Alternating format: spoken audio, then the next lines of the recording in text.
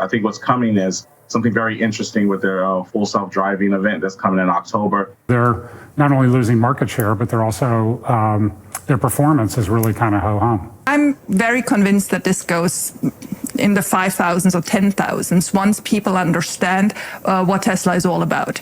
All that and more. So let's get to it. Tesla stock is up in the pre-market almost 0.75%, sitting at 224.31. It's been a good couple of days for TSLA. I mean, it started at about 216 on Monday. Question is, where will it go from here? I think Tesla right now has definitely benefited, if looking at the chart, has benefited from some of the recent bullish momentum that the overall market has seen. This is one that I do like. I like the stock.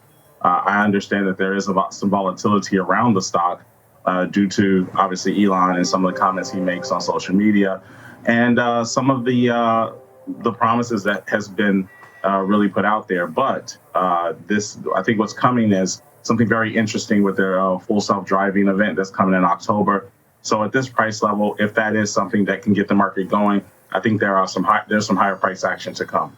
It was sometime around October last when ChatGPT went nutso. Soon to follow was the Nvidia craze. I'm not sure when Tesla is going to experience that ChatGPT-like moment, but it very well could be on 10/10. If it doesn't do anything else, institutional investors will have to take a closer look. Whether or not they understand what they're looking at, that's a different story entirely.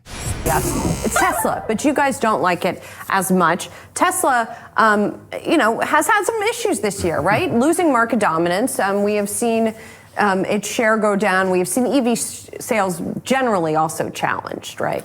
Yeah, right. The 100%, the combination of high interest rates and expensive cars is not a great recipe for growth.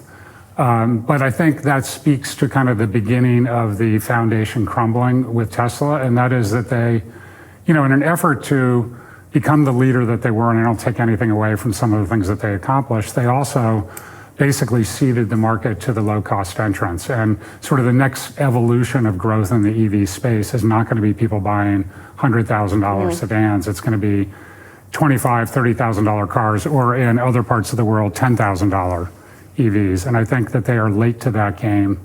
And as a result, they're not only losing market share, but they're also, their performance is really kind of ho-hum.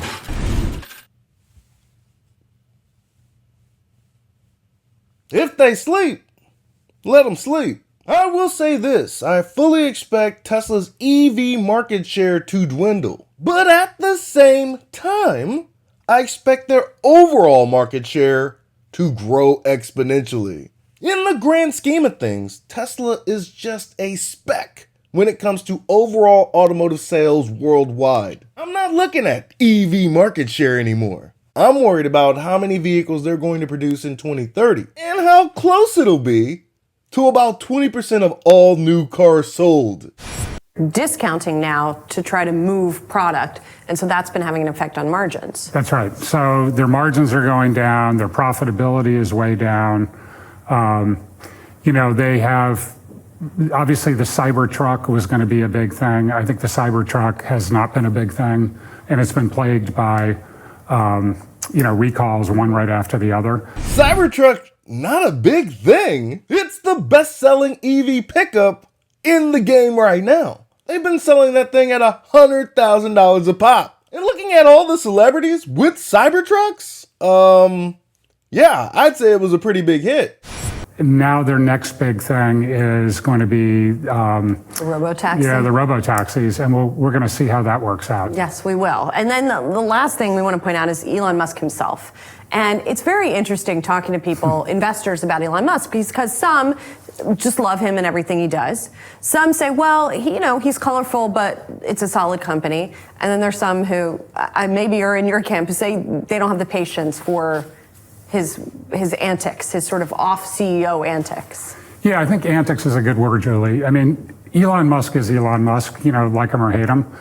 But the reality is he's a part-time CEO running this company, and I think he is alienated the one base that's actually super important to him. As a part-time CEO, This man has the most valuable battery electric vehicle company on the planet, made reusable rockets a thing. Neuralink is giving paraplegics back their lives? Starlink, an invaluable resource around the world? Just imagine what this CEO could do if he was just working at any one of these places full time. So a lot of people aren't going to go buy a new Tesla when they can go buy a used one. And this is very anecdotal. And by the way, I drive a Tesla and I'm on my second one. But for myself and pretty much everybody I know, we're sort of, counting the days until we can swap it out and get something else other than a Tesla. So, and I think a lot of that is just, as good as he's been for the technology, I think he's equally bad on the brand side of things. And I think that's super important. Don't let the door hit you where the good Lord split you. I wonder why you haven't traded in your car already. Go get an ID4. Hop in a Lucid. Go get in a Rivian. This man's on his second Tesla, but can't stand Elon Musk. Sometimes you just gotta take a step back and try to understand why this man rubs you the wrong way. Pause. The fact of the matter is, they've got the best vehicle on the market. And that's just from functionality, performance. Factor in a little thing called the software. It's going to be damn near impossible for individuals like this man to switch to any other vehicle. Hell, I'm not gonna buy another vehicle unless it has FSD on it. Are you in the Cathie Wood camp? I think Cathie came out, friend of Yahoo Finance, frequent guest, always enjoy talking to her, but she came out recently, $2,600 price target on Tesla by 2029. What do you think about that one? It's a very reasonable price target. Mine is actually higher. Not that I am doing as much extensive research as they do. Me too. By 2029, my base case is kind of freaky. Damn near double what Cathie Wood expects in her base case. When Cathie Wood and the ARC team came up with that price, they have not included Optimus. And we will actually see Optimus ready, Optimus, the humanoid bot that Tesla will start selling to third parties end of 2025. That's why they don't account for Optimus just yet. And for me, that is the biggest opportunity of all the Tesla opportunities out there. So if you consider, like Cathie, that just cars, full self-driving and energy bring you to 2,600 in 5 years, you should include the bot and you'll get to completely different numbers. So what's your price target then? Well, I'm very convinced that this goes in the 5,000s or 10,000s once people understand what Tesla is all about.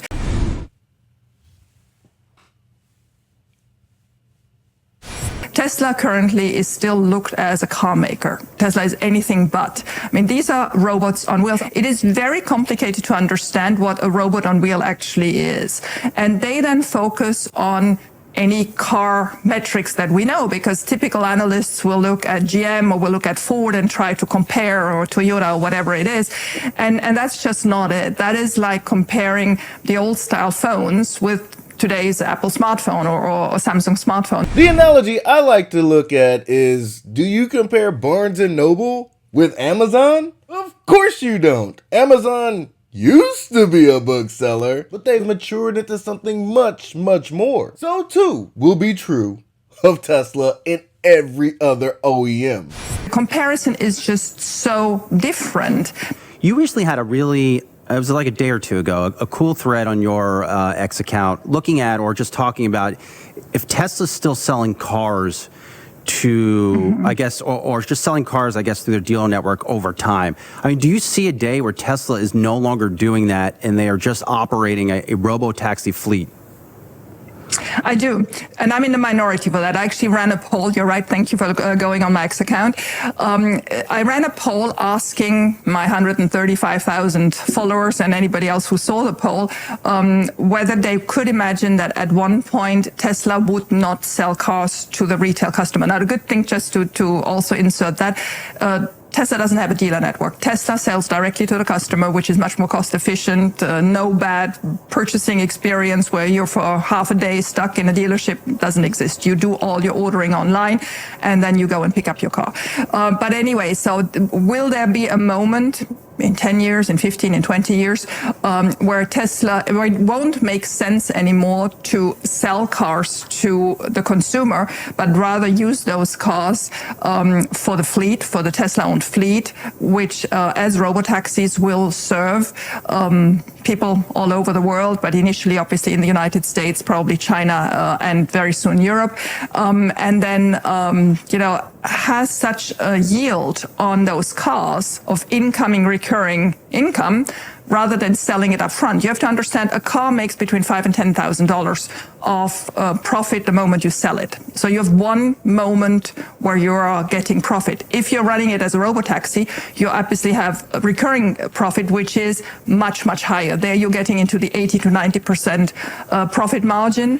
And if you can use that car for 10 years, why would you sell it? Why would you give away the tool that makes you the highest margins? As much as I'd like to think that Tesla could go straight robo-taxi fleet eventually 15, 20, 30 years from now, I still can't see them not selling it to consumers. And while the robo-taxi is going to make tons of money for Tesla, there will still be revenue streams when selling it to the consumer. Licensing the software, recurring revenue through infotainment in the car. It's just tough for me to see Tesla abandoning the consumer even after robotaxi has been well established. But the fact that Tesla Boomer Mama is on Yahoo Finance explaining these nuances, maybe, just maybe, some individuals are going to start to come around on TSLA. It's time to sell some calls on Tesla. If you own it, sell the December 250, like $18.60 or 8.5%. You still have 30 points of upside. 250 by December. That actually might be a pretty decent trade. Unless it soars to all-time highs. Then you will lose. You will lose those shares.